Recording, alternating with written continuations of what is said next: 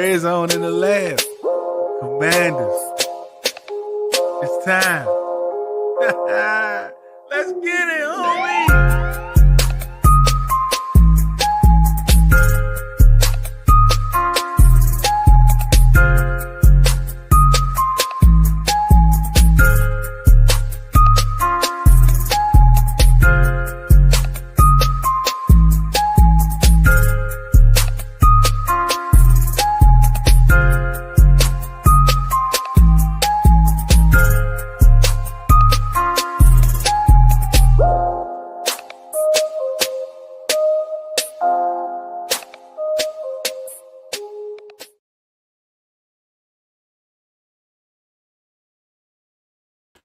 Yo, what up? What's good, man? A little rusty. You know what I'm saying? Been gone a while, been on the vacay. You know what I'm saying? Vacay bye week. Now your boy is back. You know what I mean? What's been good, man? What's been good? DC, DMV, Commander fans all over. What's been going on, man? It seems like I missed a lot. I missed a lot. I don't really know what's going on with my camera, but I think it's pretty cool, right? But I didn't like do it on purpose. I mean, so I don't know, but it looks cool, right? Let me see if I can fix it, cause let me see. Let me see if I can fix it real quick. Let's see. Is that it? Nope, that ain't it. I wonder if it looks like that on your end.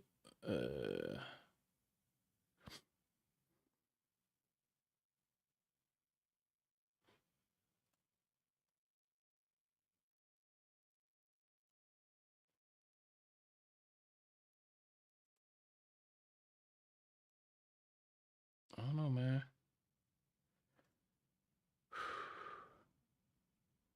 I don't know. I guess we'll just go with this for now. Um, Figure out the rest later. But what's good, y'all? It looks like we're back in the Ayuk sweepstakes, right? Seems like we're back in the Ayuk sweepstakes. Came out last week that he's still beefing with the 49ers, right? Um, don't look like he's gonna be with them. I think they took away some guaranteed money, and I think they're gonna get like 25 mil back in the off season. And by them doing that, looks like it's just gonna be a release. And that will benefit us, right? I wouldn't mind Ayuk. I mean, Ayuk have been coming here for for 3 seasons now, right? And obviously, he's really wanted to play with Jaden, right? He's definitely wanted to do that, so he might get that chance, because if he's flat out released, then we're definitely going to sign him. Like, I think everyone knows it. He definitely wants to play with Jaden, and I wouldn't mind that at all, right? I don't think I want to trade for him, right? Because I want to be able to, work around his contract. But on the flip side of it, if he gets released, I'm not sure how that works as far as waivers, right? Like, he'll have to clear waivers. Like, somebody might be willing to pay that money. Like, some teams that wanted him last year, they might be willing to pay to pick up that contract. I don't know. I don't know if we'll do it, right? Like, I don't even think we would need to do it, in a sense, because, like, I think he will want to come here. But it might be another team that want to add him to their roster. But if he tells them, hey, look, I don't want to play there, I don't want to blah, blah, blah, then maybe they'll respect us, let him clear waivers and sign with us. That'd be interesting, right? What's up, Nick? How you feel, man? He said we better not be. Ayuk will be a problem. A problem in a good way or a bad way, right? Because I'm starting to think that we need, like, people will say that Terry is a diva for what he did in the offseason, right? Like, people say that Terry is a diva for what he did in the offseason. I don't think so, right? I think he just did. I think I don't think he wanted to do what he did in the offseason. I think he rather just signed a deal and, been here during the summer, blah, blah, blah. But of course, it's about the business side of it, right? And if he's paying his agent uh to lead his business, then he has to do that, right? And a lot of times when they suggest you do something, then it's probably good that you do it, right? So I think that's what's happening with Terry in a sense where what happened with Terry in a sense where I don't think he wanted to go through all that, right? But he did it because like it's all part of the business side, right? Which is ugly. You get really ugly. But I just think he just wanted to be out there, right? So when you think about that and you think about um Terry and who he's been and what even after that, even up till now, right? You kind of see it, right? Like he's not a drama queen, right? He's not a diva in that sense, right? He might have done some diva things in the summertime, but he's not a diva, right? That's just something that he did, not who he is. But somebody like Ayuk, hey, he's definitely a diva. No doubt about it. Right? Remember a couple of years ago and Jay, like, taking them with a pivot and talking about him, having all these shows and FaceTiming each other and the disrespect, right? Wearing the wrong color shirt like at practice when he's like all of that. Like he's a diva, right? He's the definition of a diva. And listen, maybe that's what we need. Matter of fact, I want that. I want that type of diva, right? I want Antonio, like, I mean, not Antonio, I want to say Antonio Brown type diva, but hey, look, hey, man, right? You know what I mean? Tom Brady understood that. Tom Brady understood that I need a diva. He understood that Antonio Brown, the diva that he is going to produce on the football field.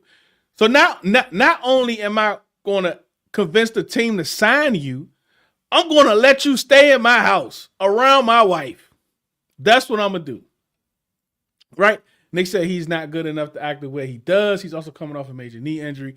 He's going to want to be Jay's best friend. If he's not the number one or number two, it would be problematic. Terry is not a diva. I agree. Tony Ranger, my Chase, etc. They are all miles ahead of Ayuk, which is true. Right? But I think Ayuk is a couple miles ahead of Terry. Right? Let's not forget when he was fully healthy, put up like 1,400 yards, like consistently. I mean, that 1 year, I think he got some couple 1,200 yards or whatever. Right? And we know like knee injuries and stuff like that's not what it used to be. Right? People come back all the time, especially if you got some youth on your side. Right? And right now, the test dummy is Stephon Diggs and what he's been able to do. Right? So that's why I don't want to really trade for him. I'd rather him clear waivers and we sign him for sure. I'm definitely with you with that, right? But just like I think bringing him here, right? I don't and I don't know, man. Like sometimes some play like Debo for instance, Debo did similar things. He's a diva when he don't get his way. Remember with San Fran the year before Ayuk, before Debo got paid, he did the diva stuff. Now look, now he come here, different environment, got more to prove, whatever the case may be, and look at him. You know what I'm saying? So like being a diva in one place, you might not be a diva in another place. Plus when you got your franchise quarterback vouching for you, and you got ties to the GM, right? And you're not going to be a heavy price tag, right? Yeah, I mean, I get that part, Nick, but we can't keep using these as an excuses for players, bro. Right? Like, I mean, right? Like, I mean, all that time, like he still was the number one wide receiver, right? Let's not like act like McCaffrey was there. I mean, he's a running back, right? Of course, they had the tight end and all that other good stuff, but we can't just. But I don't know if he understood that. Like, how do we know he understood that? Because he came here and he's absolutely end up playing that role where it's going to be he's going to be the focal point because Terry's been hurt, right? Like how we know Ayuk is not going to come with that same mindset, right? Like we don't know. You know what I mean? So like, I don't mind it, right? I don't mind it. The whole diva thing, I want it. I want a diva. Yeah, I might look back to this episode, be like, man, maybe not. But I want a diva. These divas is producing. These divas are the best in the league. Like, I'm tired of having all yes men, right? I want somebody that's gonna challenge the coaches, right? Challenge the GM, challenge the players in the locker room. Call them sorry. Call them soft, right? You know what I'm saying? Before the coaches come in, right? When the players got that little bit of time before the coaches come in, right? Right. I want a wide receiver to think he's the best on the team. I want a wide receiver that demands the ball and produces with demanding the ball. Right. Like, I want that. I want him to come in and like, I'm the number one. Give me the ball. Feed me the ball and watch me produce. Watch me work. Right. That's what I want, because that's something that we have not had. And we haven't had it, and we haven't had a lot of success with it. Right. And I'm talking about wins and losses. Right. I'm talking about like success where,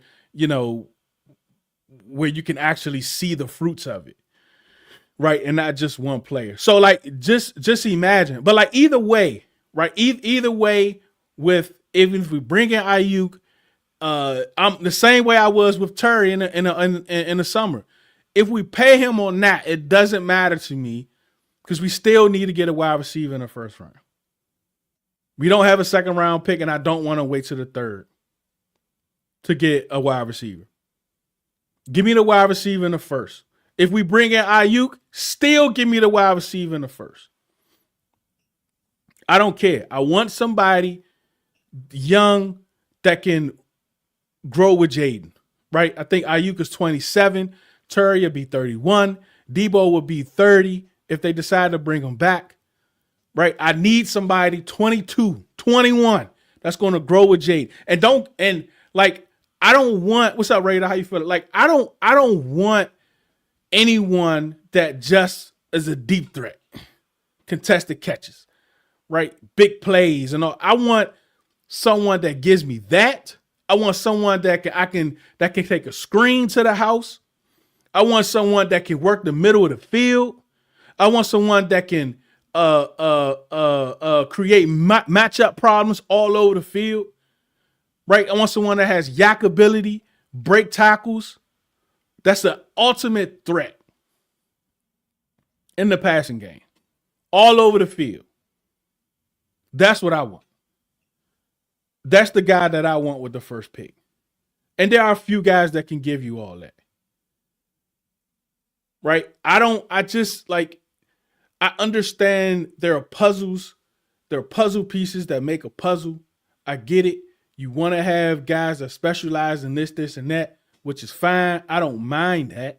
I don't mind that at all, right? But I want a guy that gives me everything at a high level, or at least projected to do that, right? Like these rookies, give me the guy that's projected to do that, and I'm okay with that, right? And I know wide receivers are one of the biggest the biggest misses as far as first round picks, right? All right, yeah, cool, I get it. But the draft itself is a crapshoot, right? Like, think about it. What the information I pulled not too long ago,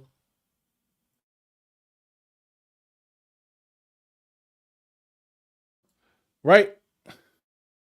Right? Like the information I pulled not too long ago about the draft and over the last 10 years, it's averaging out that you got like 264 picks, right? Only about 64 of those picks actually is getting the second contracts. So the draft itself is a crapshoot, right? Like, if the draft is so much of a hit every year for every team, the lifespan in the NFL wouldn't be 3.5 years. So I'm tired of overthinking, right? I'm tired of overthinking. I'm tired of the RAS scores. I'm tired of all of that stuff, man. Like, give me ballers. Because think about it. When you was in school, when you played ball, right, the best players, like, they were issues, right? You had to stay after them to make sure they do their homework, make sure they're not goofing off in class. You know what I'm saying? Like, They not always giving full effort in practice. You know what I'm saying? It was always them dudes that was the best on the team for the most part. But when it was time to play and ball out, they balled out. They gave you they all. Right? And you know if the thing's not going well, they're gonna give some attitude. Because that's just who they are. But when they ball out, they ball out. That's what I want. Right? So just imagine this, right? Imagine you have imagine if you could get Terry McLaurin as a 2 or 3. And I don't care how much he makes, right? Because like when the players get paid, I know you got to fit the money under the cap. You know, you got to make sure you have the escrow and all that other good stuff. I get that, right? Make it work. Everyone else can make it work. I want us to make it work. Like I want us to always stop thinking about, oh, money, money, money. We got to pay because that's where our mind is, right? Like that's where our mind is when we talk about those things. Because of what we've been through as far as an organization. Right? Let me see something real quick.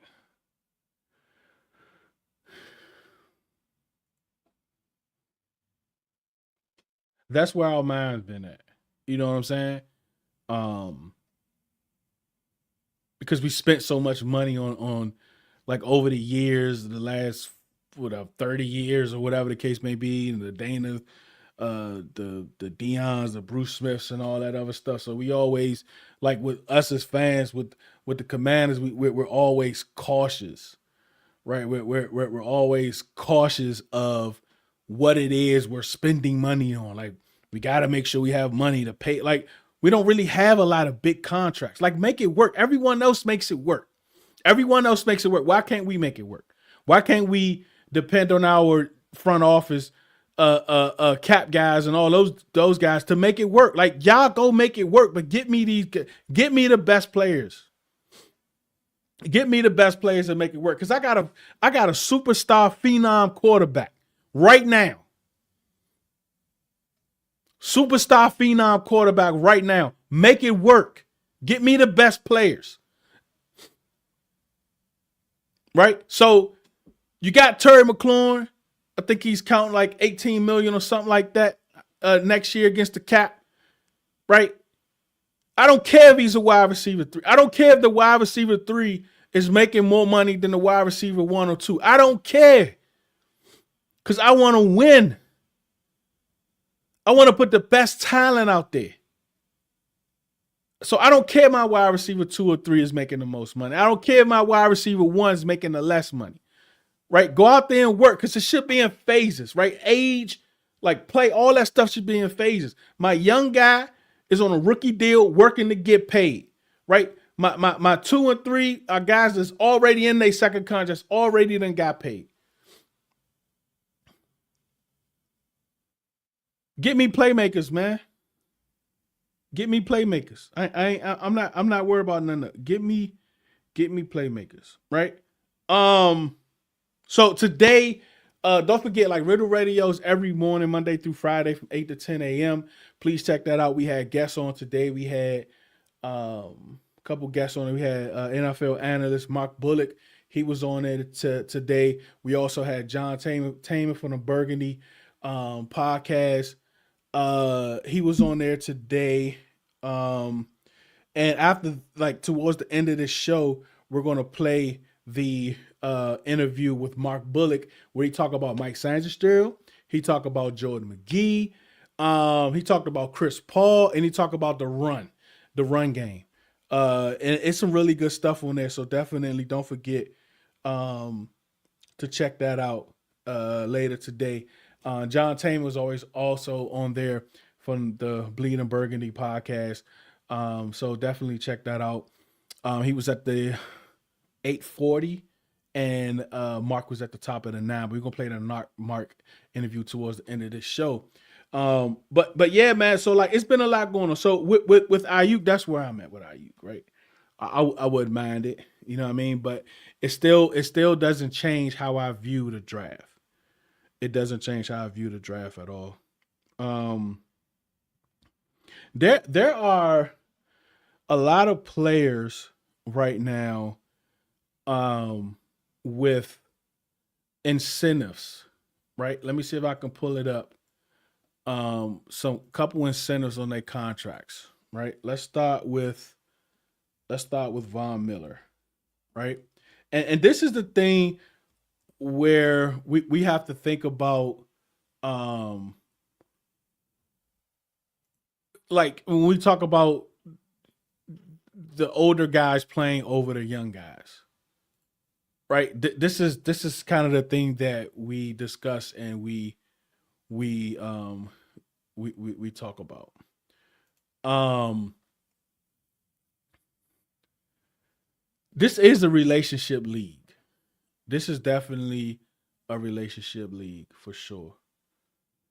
Uh, uh, this is definitely a relationship league, and a lot of times, this I think where we are with we talk about Bobby Wagner, right? Ken Norton, Dan Quinn, some other guys have a lot of respect for Bobby Wagner, right? And so far is they have so much respect for him that I think it's hurting the team's future. I think it's hurting the team's future because we need to make sure that Jordan McGee is going to continue to grow because I think he's growing, right? From when we first saw him early in the year, over pursuing, is not understanding the game, the speed of the NFL, but he's getting better at that, right? A lot of times you see, because he has very long arms, so a lot of times you see him making a lot of arm tackles, right? And his arm tackles look like that because he's not breaking down, right? So it's still a little too fast for him, but because he's so athletic and he's able to still make those tackles in the open field. So just imagine when in the games really slows down for him and he starts breaking down, right? And he starts really seeing the field.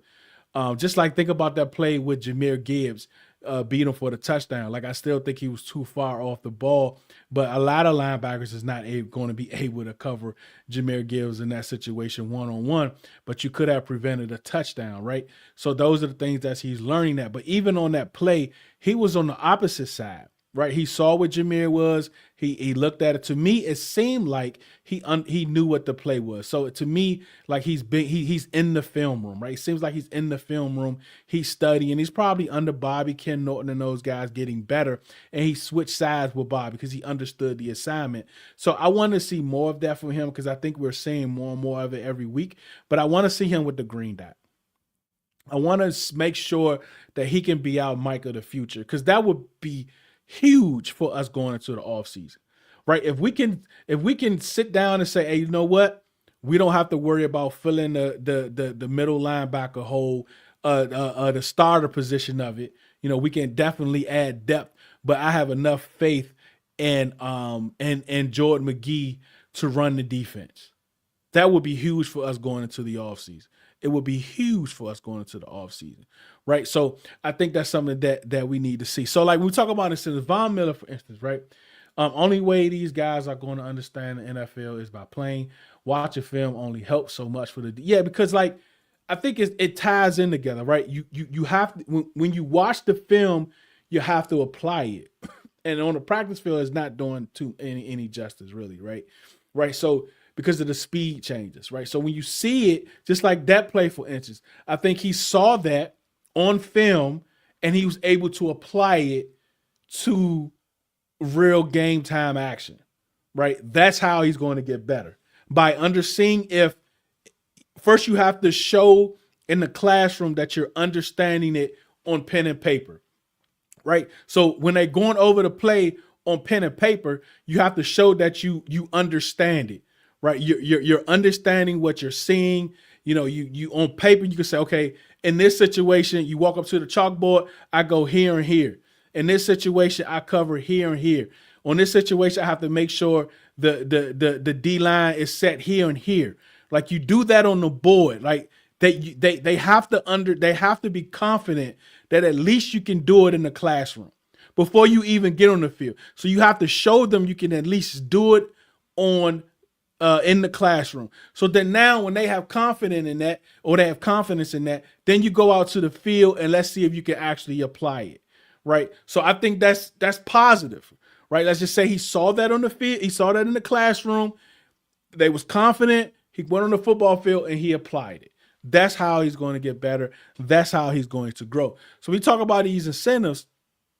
Von Miller, he has a 7 sack incentive, right? And I think he has what, 4.5 on the year, 5, something like that, right? So that's $500,000. He gets 7 sacks. That's $500,000, right? He is going to want to continue to play. And I don't know if Dan Quinn was going to tell him no. Matter of fact, I don't even know if we have the edges to tell him no, right? Because he think he's going to have to play, right? But I don't know, man. Right? But it's an incentives, right? He's going to play, right? 9 sacks, $1 million, 11, $1.5 million, 13, $2 million, 15, $2.5 million. So a lot of times when you see these contracts, because remember, the contract was for 1 year up to, what was it? It was up to 10 million, something like that. I think he signed a 1 year deal, like up to $2 million, but the actual was 6.1 million, right? But with all of these different incentives, he can get up to $10 million, right? 7 sacks is possible. It's possible, right? NFC Championship, 11 sacks, 700,000. Super Bowl win with 11 sacks, 700,000. Pro Bowl, 500,000. I don't think he's getting any one of those. But like these incentives are real. So when we talk about, oh, they just need to sit them, they need to go to the youth. Why is he getting snaps? This is why. What's up, Secure? How you feeling, man? Appreciate you for joining. Right. So these things are real. So these players want to meet these goals, right? These teams probably promised them to give you every opportunity to meet these incentives. So if that's a promise that they made to them during contract signing, they're definitely going to play. They're definitely going to play, right? Because you don't want to be a team or a GM that talk business and renege on what you say on a word of mouth. You don't want to be those, right? For Zach Ertz, he has a per game active bonus, $30,000 a game, $510,000, over $500,000. As long as he's active, he's going to get $30,000 per game. They're not going to inactive him. He's going to be active. He's healthy. He's going to be active every game. Right? Pro Bowl, $250,000. He has a reception incentives, non-cumulative. So that means he doesn't have to hit all of the markers in order to get him. Right? Right now he is at, let me see, 67 catches. Let me see what Zach Ertz is. Zach Ertz. He's at 39 catches right now. He needs 67 to get 365,000. I don't think he's gonna get it. Right? I don't know, maybe, right? What's that? 27, 28 more catches? Right? 8 going to 28, what? 7, 6? No, hold on. 5, 8 times 5, 40. Right? So maybe. Right? No, hold on. Let me get this right. Hold on. He has 39 catches. Hold on. 39, 49, 59, 60. Oh, yeah. So he need, yeah. Whoa. Oh, yeah. So that's 30. Right? 37, 38 catches. 38 catches. He got 8 games left. Yeah, so that's like 4 or 5 catches. I don't think he can get that. Like, I don't know if he can get 4 or 5 catches to end the year out, but you never know. They might fight it. They might force it to him, right? Playoff berth. I don't see that. Receiving yards, 655. Right now he's at 387. Right? I don't know if he gets that, but he might. It's possible. 8 games left. Especially if Jaden comes back and play. Receiving touchdown, 8. He got 4 now. He definitely could get another 4, right? So all of these incentives, like, is really playing against the young people because I think they make these deals and they tell them, hey, look, man, we're going to give you every opportunity that you can to get these incentives, right? Um, let's look at Bobby. Uh, he gets almost $1 million for being active. He's not, if he's healthy, he's not going to be inactive. He's not going to be. He gets $50,000 per game that he's active. He's not going to be inactive. That $850,000. Pro Bowl, first team, All Pro, 500, just over a $500,000. So he's going to be active. But the question is, are they willing to give McGee the green dot and Wagner still be out there? It doesn't say play. It just say active. He can be active and be on the bench and just take that coach role. Yeah, Ray, they all playing, bro. That's a good question. Like, I don't know. I don't know. Let me see if I can look at that real quick. Let me see.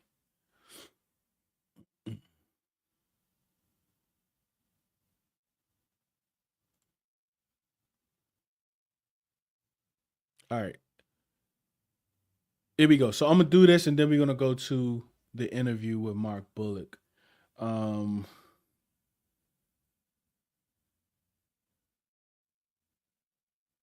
that's right. Yeah, you're right, Hill. Highlight. Absolutely right, bro.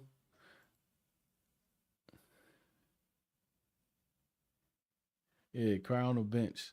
All right, so here we go. Debo Samuel, yes.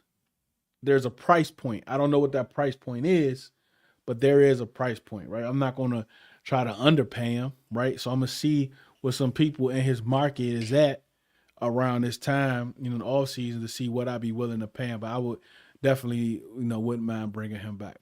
Mariota, yes. I want to bring back Marcus Mariota. Bobby Wagner, no. Zach Ertz, no. Von Miller, no. Jonathan Jones, yes. I will bring back Jonathan Jones in a death row, right? Because he can do outside, he can do inside. I wouldn't mind bringing him back. I know he's going to be a little older. He can be what, 32, 33. But if he's cheap, bring him in, kind of solidified that the secondary room on the back end. I would love to do that, right? Because I want if it's possible. I know it's not possible for every position group, but I would love every position group to be led by young players and be solidified by vets. What I mean by that is younger players leading that position group, and the vets kind of solidifying, like making it strong, making it strong on the back end as far as depth, right? I don't think so, right? I don't think he's going to find a starting job anywhere, just like this past all season. I think he's just going to be the backup. I think he likes being a backup. Sometimes players just like it, right? Austin Eckler, no. Andrew Wiley. Let me come back to Andrew Wiley. Andrew Wiley, it really depends on what else is out there. It really depends on what else is out there, bro. Like, remember, Andrew Wiley as a starting right tackle? No, not at all, right?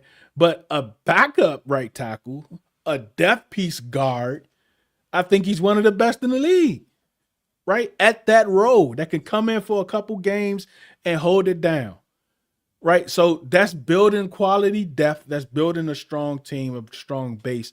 I wouldn't mind doing that with Andrew Riley, but again, it's about the price point and what else is out there, because there'd be some other younger guys that can provide the same thing, like Trent Scott, for instance, right? Trent Scott could be. Well, actually, Trent Scott is 32 too. I forgot he's older too. So him and Wiley is 30, 31, 32, right? So it's probably good that we look at the draft to find those guys. And listen, it can be Brandon Coleman, depending on what they want to do with Brandon Coleman moving forward, right? So that's going to be something. I don't want to move off from him. I want to keep Brandon Coleman, right? I know, like, if we do re-sign Chris Paul, he's probably on here too. I do want to re-sign Chris Paul. I don't think he's going to ask for a ton of money because it's just his first year starting a contract year. So I don't think, and he's 27 years old, right? So I don't think he's going to ask for a lot, but I also think he's going to ask for enough, right? Because this might be his biggest contract, right? Unless he take like a 2-3 year deal to really prove who he is, and they come back to the table, even like next year or after the first year, and see where it's at. But I absolutely keep it, like keep battling it out, keep making that depth stronger, keep solidifying that offensive line, keep those trenches real tight. What's up, Peacecraft? Wiley, depth is great. I love it. Same as Brandon Coleman. Coleman might be a trade piece. Yeah, I know, but like I think I like it. It got to be cautious with that, right? Because I think I just wouldn't do it this year, right? Maybe going into next year's trade deadline, maybe, right? But I still want to make sure Chris Paul is who he is for real, right? So I don't want to, every time we have like good depth at a position, I don't want to just go trading off too early, right? I want to get a couple years out of that rookie deal to make sure what we have is intact, and then we could look to trade off. But if somebody give it like, look, I give you a second, I give you a third, then yeah, I might move off, right? For sure. Besides center, we are pretty good up front. Yeah, the center position, we definitely need to draft the center. We need to draft the center for the future. Get him in here right now. Get him in here right now. Teach him up. Put him in a corner for a little bit. Get him ready for when Biada sits, right? Mitch was good. Oh, Mitch said he can't hear anything. Can y'all hear me? I think y'all can hear me. I don't know. It seems like everyone can hear me. Mitch said he can't hear me. All right, he said he can hear. All right, bet. Let me see who else. Dietrich Wise. I would bring back Dietrich Wise as a depth piece, right? Depending on how he recovers. But I don't want him leading the group, right? I would bring him back to solidify the group, but we need at least a couple young guys. We also have let me see, Jacob Martin, right? He's 30. He'll be 30 next year, right? I think he's a solid depth piece. The same with Dietrich Wise, but we need two young edges.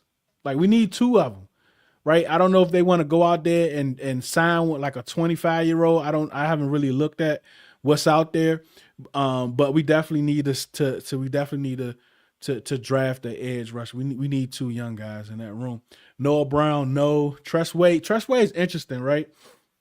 I didn't see why they wouldn't give him more than a 1-year deal. I think he might retire, right? I think he wants the family life. I know they just adopted another child, I think in the off season or the summer. And Tress Wade just seems like a cool dude. Like he'll probably still be around podcasts or whatever, but he seems like a real family guy. So I'd be surprised if he comes back. So we might got to do that. Noah, he's 26 years old. We got to bring Noah back. And we got to respect him this time. Right? No trade room. Like, put the kid at nickel. I want to see that the rest of the year. I want to see him at nickel. I think he did really good last year playing that position. He's played it better than Mikey has played it. Put Mikey back on the outside. Just see what you got for them two. And if it looks good, if it looks comfortable, re-sign him to a 2-3 year deal. Like, commend him for his play. Right? Like, I'm tired of these 1-year deals, especially for a young player. 25, 20, CB 26 next year. Like, no, solidify him, right? Solidify him. Yeah, let's go. Appreciate it, Mitch. Thanks, man. Welcome back to the community. Appreciate all y'all who's in the community, man. It means a lot. It definitely means a lot. Your support. I know I've been kind of out of the box, with the vacay and then on anniversaries. I told y'all about a lot of stuff that was going on personally that I wasn't able to really tap in as much. And the beginning of November, but I'm back, right? And I know Thanksgiving is coming up, but we're gonna be back tomorrow too, and I'll be back on Friday, right? I owe y'all episodes, like, so I'm a pretty run them up, right, for the next few weeks. We'll run them up, try to get that algo working again and get y'all back in the build. I appreciate all y'all support, man. Real talk. Josh Johnson, no. Trent Scott and Andrew Wiley. I would rather have Andrew Wiley over Trent Scott. But Trent Scott can do more, and I think he can play more. Like, they both can play. They both kind of like the same player in a sense, but I think Trent Scott is a little more athletic. Like, we see him a lot on the unbalanced packages, the heavy line packages. We see that a lot. So I wouldn't mind both of them, right? I think the only thing with the offensive line really is guard depth, guard piece, if they sign back Paul, and a center depth. I think those are the only two things. I think the offensive line is pretty good. Yeah, appreciate it, man. Yep. Um, we got to be careful the way they be so iffy with play time with some of these guys. They might want to go elsewhere and actually get play. Deuce, are you confident in the edges? No, I'm not. Right. I really like Jacob Martin. I don't know if you all were able to see the piece that I kind of chopped up, put on the timeline today of Jacob Marker, how he's been playing throughout the year. He's actually having a career year in sacks, tackles, and quarterback hits. At 31, how old is Jacob? Let me see. He is 29. He's 30 years old. 29.9. He's 30 years old. He's having a career year in all of those numbers, right? So I just don't think we can get a lot of pressure. Like we're gonna have to be very creative, send some corners on some blitzes like they did against Miami. I think we'll see more of that. Dan Quinn to kind of dial that up a little bit more. Maybe send a Louisville and Wagner of the A gaps. I think that was very successful last year. So I think we'll do that a lot. But going into the off season next year, we got to do better at bringing in players that can win one on one. Like if we get some, and we don't need elite. Like there are not that many elite edges in the league, right? Let's just be honest. But we need guys that can win one on one, right? Like I need a guy that I can be confident that he can beat a top 20, like from fifth, a tackle from like 10 to 20, right? Like he can beat him one on one, right? Like I need a guy like that I can be confident that he can win matches one on one. That's what I need. Jeremy McNichols, yeah, I'll bring him back for depth. Running backs you always need a few, but I also think we bring in a couple. I think we see at least two or three new running back faces in the offseason. But if McNichols wants to come back, I think he does. It'll be a good camp battles for them.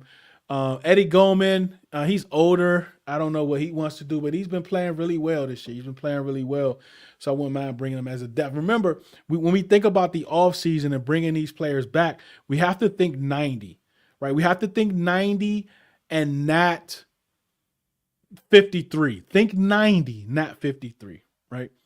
George Fant, no, not bringing him back. This kid Lucas Niang, he's young, 27. We don't know what he can do, right? We haven't seen anything, but I think he'll be back on the futures contract for sure. Tyree Jackson, that's the tight end. I think that's the tall tight end. He's 28, right? We haven't seen too much from him, but it's probably another player that'll probably be back more than likely. Chris Paul, yes, for sure. Like we got to work out a deal. He's 27. He's balling out this year, contract year. So we'll see what that number looks like. And Chris Rodriguez, who's actually a restricted free agent, so wherever he chooses to do or go, we have the opportunity to match that. So I really want to know what he looks like going down the stretch, right? Because if Chris Rodriguez can show that he can be a real competent back consistently, and you have Bill, you might have two running backs that you can kind of look at for the future. And I still think you bring in another guy, but that you bring in another young guy, or you bring in a proven vet that can actually play, that's actually less than 27, right? You bring them in, and you might have your wide receiver group for the next two. I mean, your running back committee or your group for the next 2-3 years.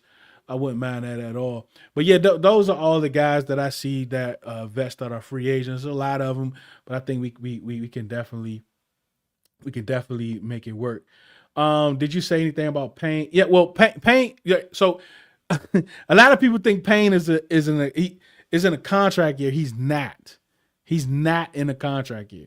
His contract goes through 26. He's a free agent next year. The only difference is I think he only has like 1 million or 2 million of guaranteed money left. So he's gonna want a new deal more than likely in the offseason. But he's not a free agent. Deron Payne is not a free agent. He's still under contract with the Commanders. We can tag him if we want, or we can play that game lead into the summer of paying him or not, right? So like he's not a free agent. He's not a free agent. Yeah, we can afford Jacob Martin, right? Like it ain't like he he playing lights out. Like I think the opportunities he's getting for here, yeah, he's having a career year, but he's not going to ask for bad number for sure, or a big number. So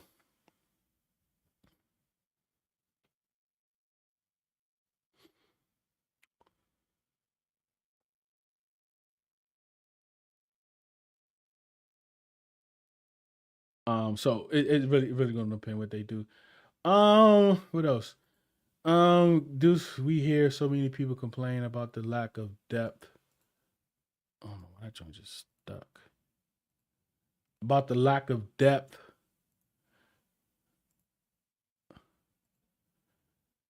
People complain about I'm sorry, lack of talent. Should our depth pieces be potential starter or else? Like I think this is the thing, right? If you can, a lot of our because injuries. That's the thing. Like injuries create depth opportunities, right? When your starters go down, the depth pieces come up. And if your starters are going to be out for a year or a month, those depth pieces become starters. So they're now your starters.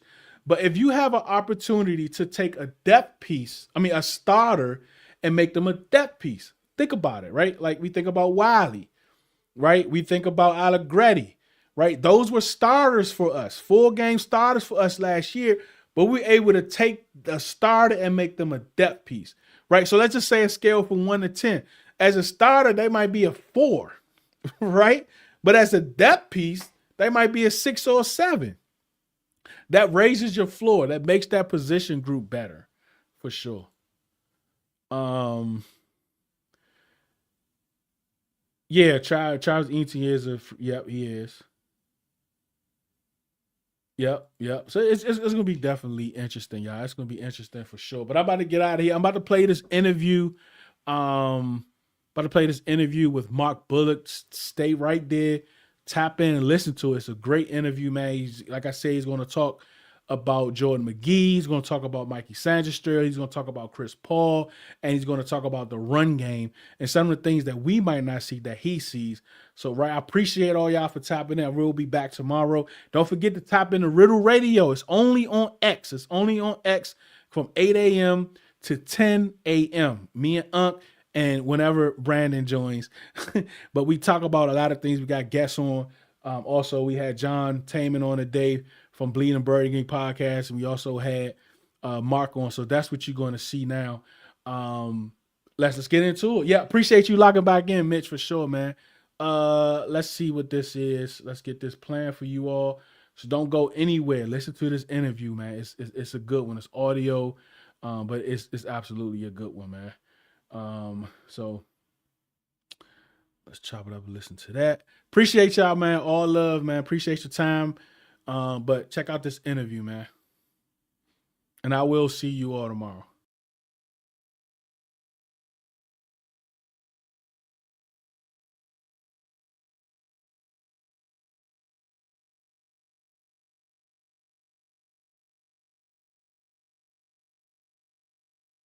For you to call in. Appreciate it.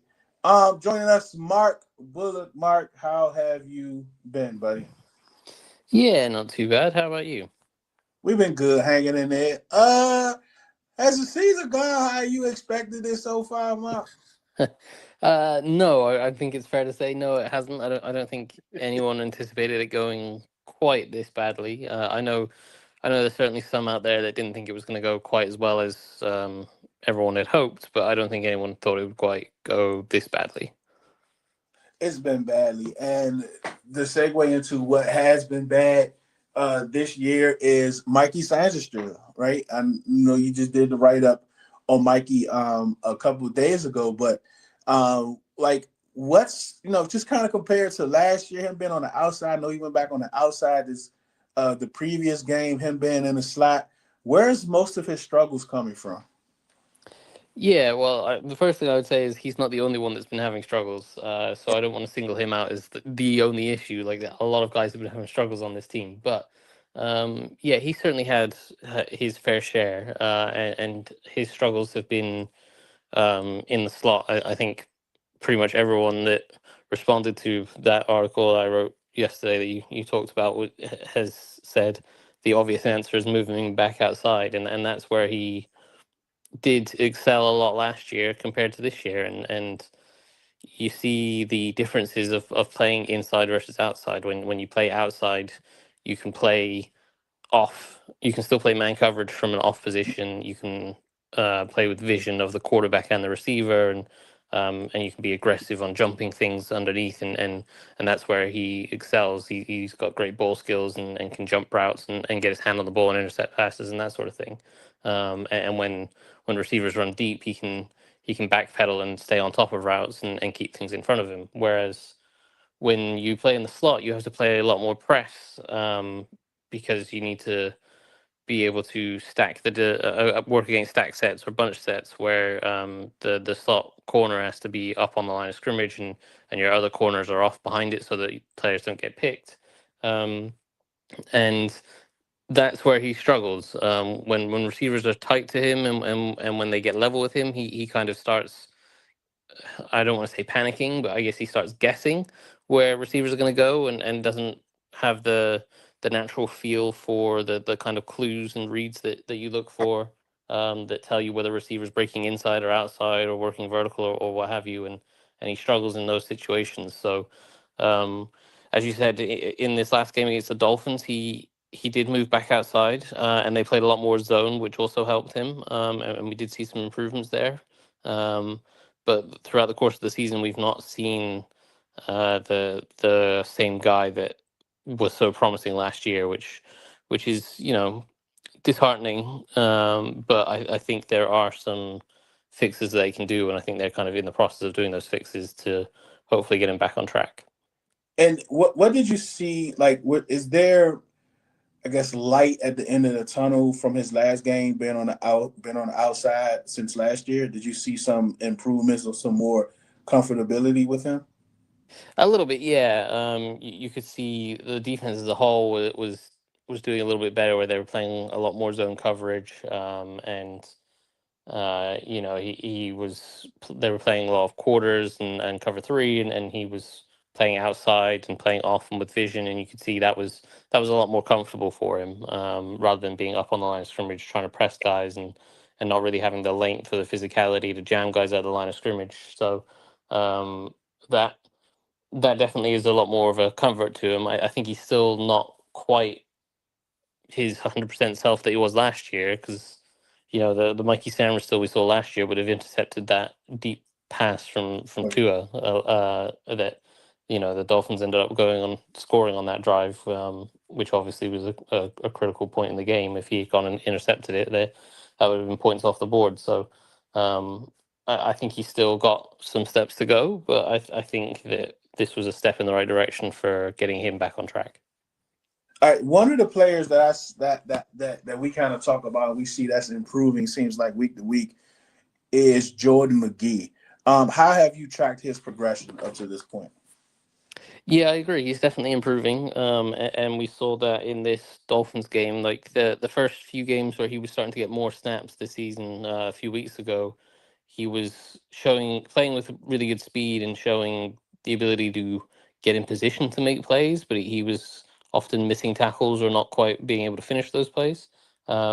Whereas against the Dolphins, again, they played more zone and they were playing quarters, and that would often put him as a flat defender, and a flat defender in quarters has to cover a lot of ground, and that suits him quite well because he's a really athletic guy, and he was able to make up that ground and cover the ground and get close to guys and make tackles in the flat pretty quickly to keep gains to a minimum, and that was good to see. That was impressive that he was able to make those plays and keep those tackles to a minimum. And in fact, he bailed out Sammerstill on one where Sammerstill missed a tackle on a bootleg to the flat, and Mm-hmm. he quickly got over and made that tackle to keep that gain to 1 or 2 yards, more than what Sammerstill would have had it at. So, that was good to see, and that's really encouraging to see him take that step forward, because he's clearly got the ingredients that are there to be a good linebacker. Obviously, the athleticism stands out.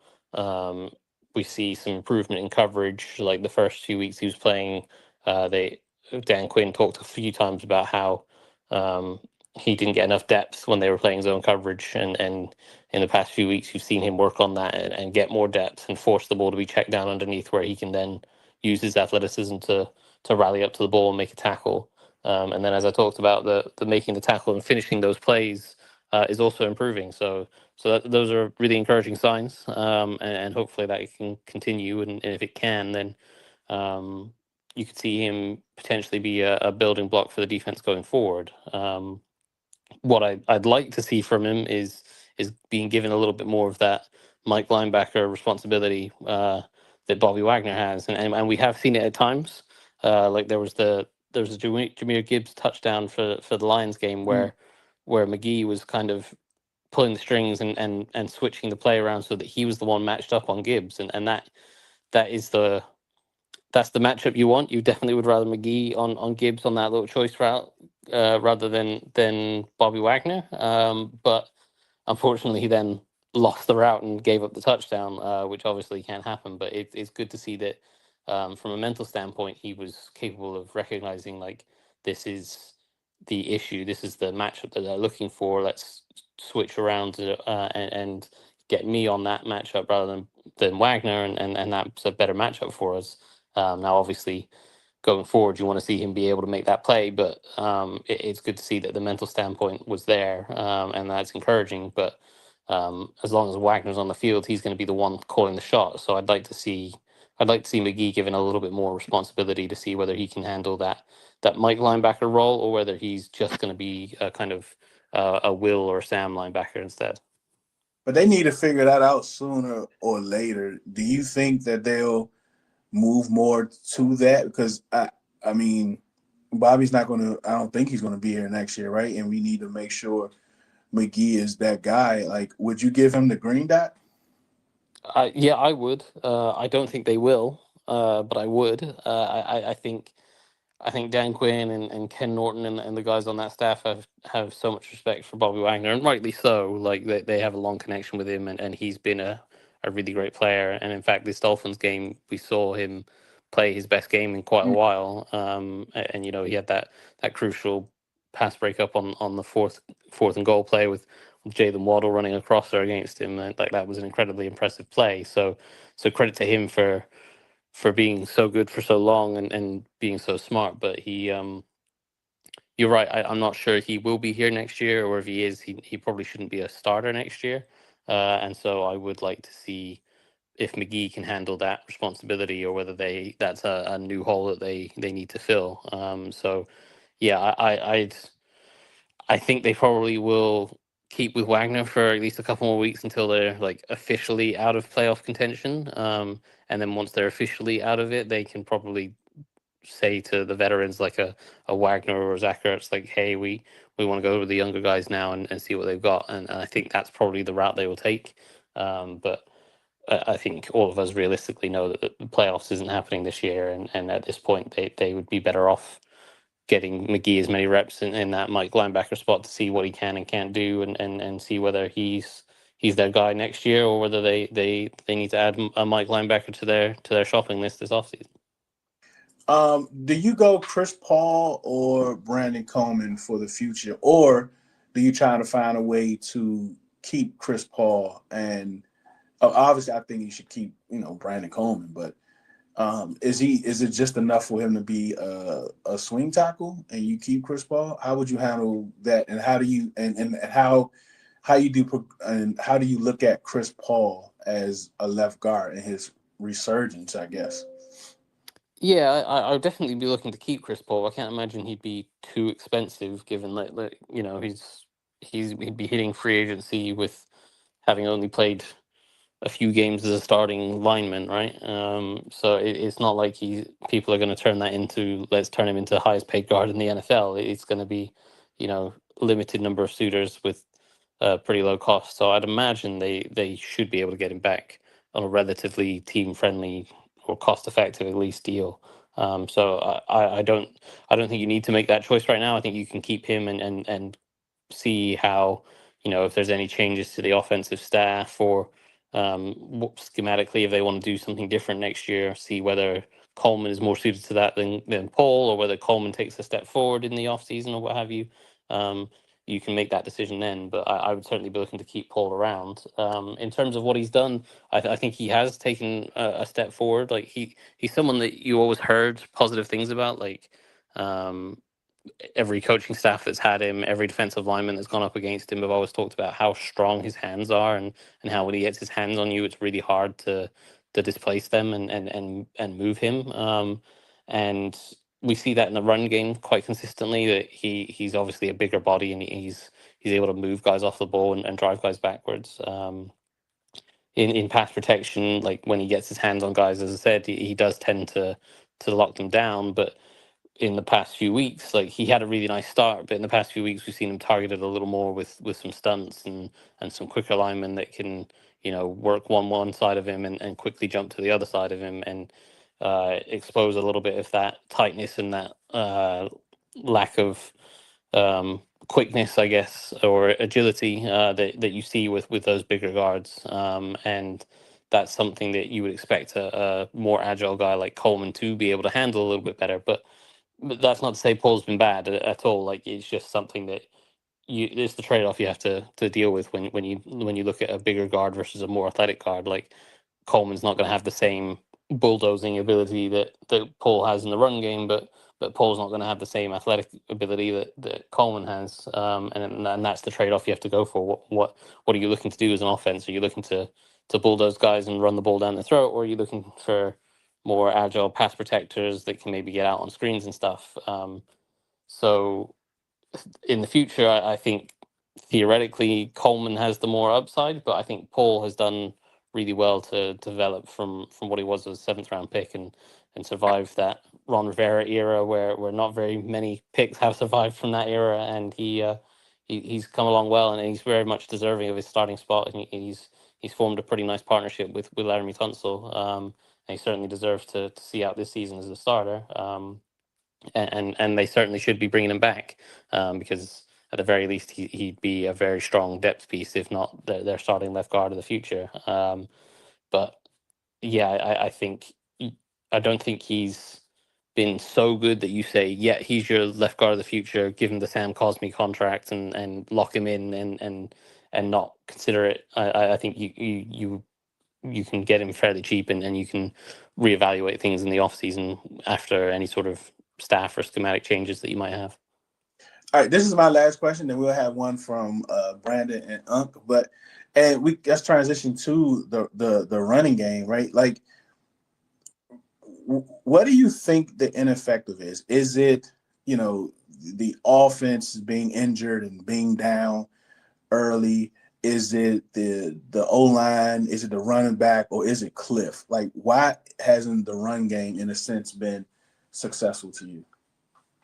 Well, first thing I'd say is, generally speaking, the run game is still something like ranked 6th or 7th in the league in terms of rushing yards per game. Now, a lot of that is quarterback scrambles, so that plays into it. Those aren't obviously runs; they're designed passing plays with the quarterback scrambling, so that does boost that number. But they have had some success rushing the ball. I think they've been inconsistent with it, and all those factors do play into it. Like, one main thing is like the injuries at receiver means that teams for a good chunk of this losing streak have just gone, yeah, you're not going to be able to pass the ball on us. We're just going to play man outside. We're going to load the box and stop the run, and that makes it really hard when you've got a loaded box to run the ball on. And when you think of it that way, it's easy to understand why Cliff hasn't run the ball as much as you would necessarily like him to. I do think he's gotten away from the run at times. Yes, they've been behind in games and they're trying to play catch up, but he tends to get away from it quite quickly. But when you consider a lot of his offensive philosophy is about and the kind of the air raid system and the RPO stuff that they do is all about numbers games. So, a typical RPO is based on, do you have multiple defenders in the box to stop the run, in which case we throw a quick screen outside where we've got better numbers, or if they have multiple defenders over the bubble screen outside, we'll hand the ball inside on the run where we've got a better numbers matchup.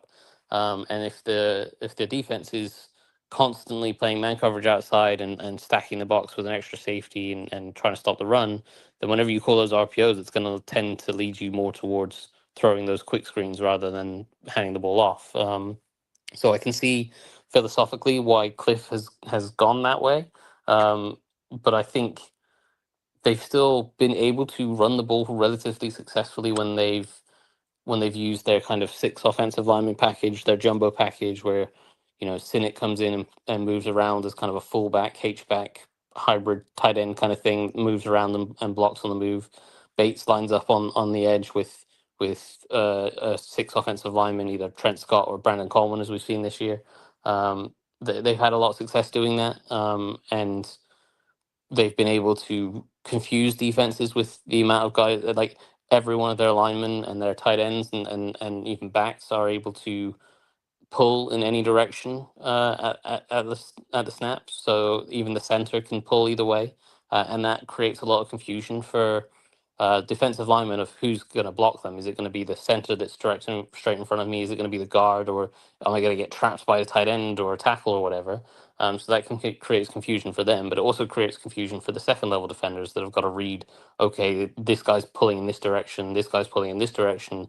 I've got to move the gaps that I was initially meant to be filling are suddenly moving from inside to outside, and I've got to work over the top to fill those gaps. So they've had some success when they're really creative and diverse with their run schemes in that kind of way.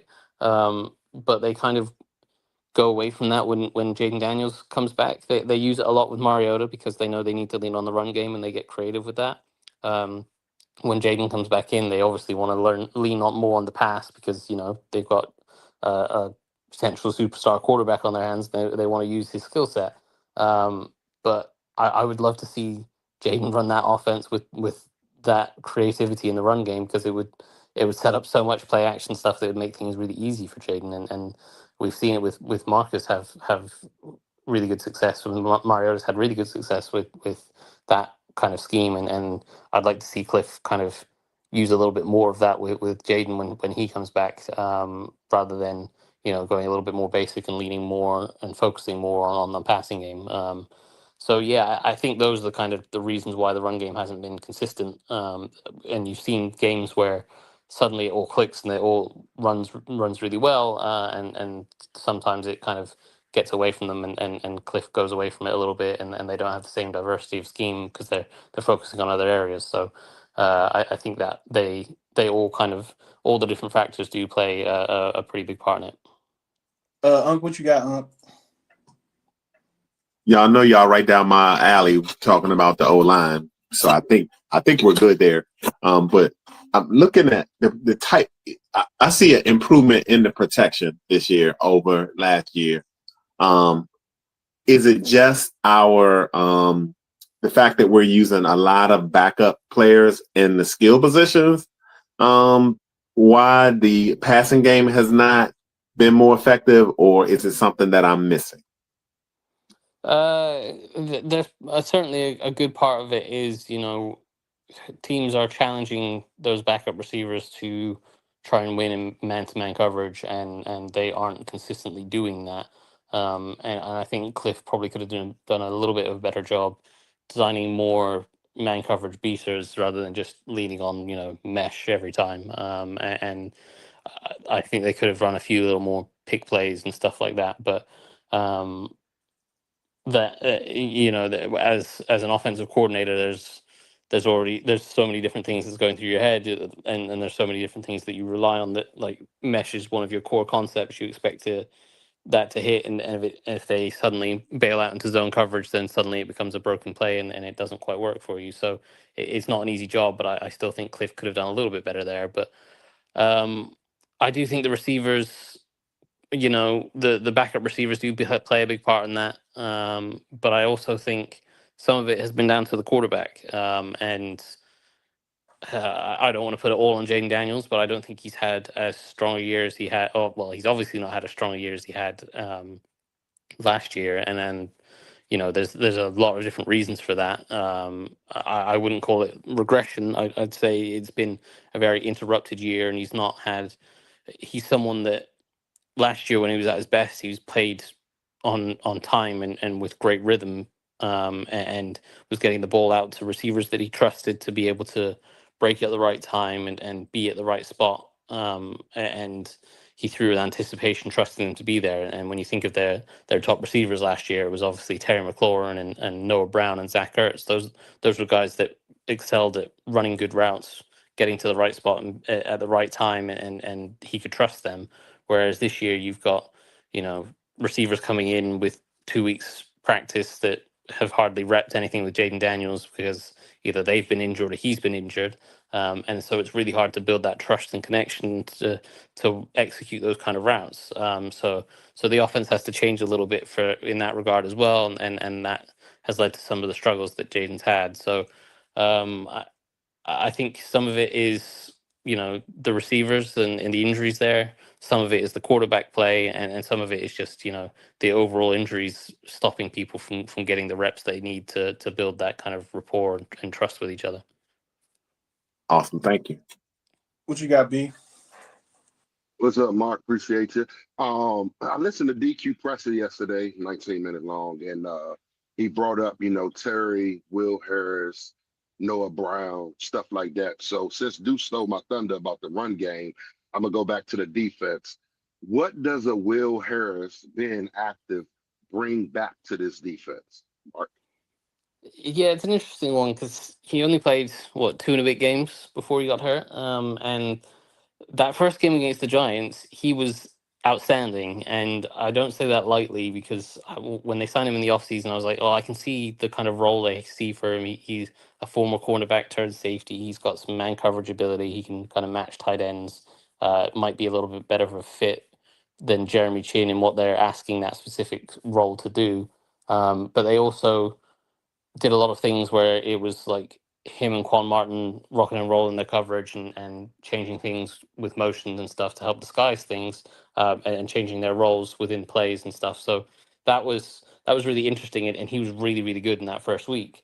But for as good as he was in that first week, he was really bad in the second week. Like, basically most of the plays that Tucker Kraft hurt them on were play action plays where he got caught with his eyes in the backfield thinking it was a run, and Kraft would sneak out to the flat after faking a block, and he'd catch a pass in the flat and take it 30 yards down the field, and Harris would either be completely caught out by the play action on the first time they did it. The second time they did it, he got back and rushed outside and recognized it was the same play as before, and then missed the tackle, and Kraft picked up another 20 yards down the field after that.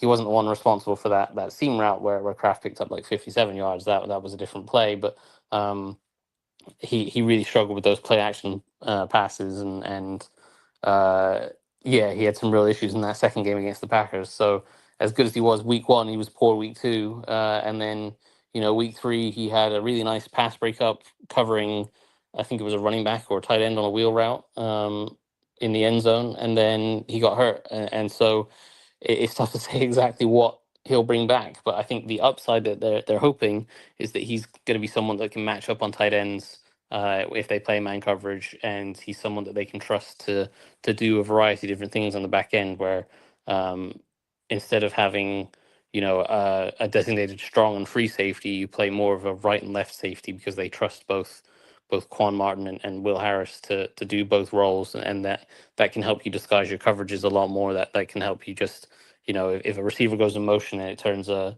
2x2 set into a 3x1 set, you can quickly adjust rather than have to, move Harris across the field, and then Quan Martin moves from his spot to a different spot. They can just rock and roll the coverage a little bit and adjust easier that way. So those are the things I think they'll be looking for from Harris. DQ talks about his communication and stuff like that. Obviously, they've had a lot of communication issues this year, so that probably would help. That kind of veteran presence on the back end would hopefully help with the communication issues that they've had. So I'd imagine that plays into it as well. But it's tough to say exactly what they're hoping for and what exactly he'll bring back, because we only got to see 2 and a bit games of it before he got hurt. Thank I you. appreciate that. I appreciate that.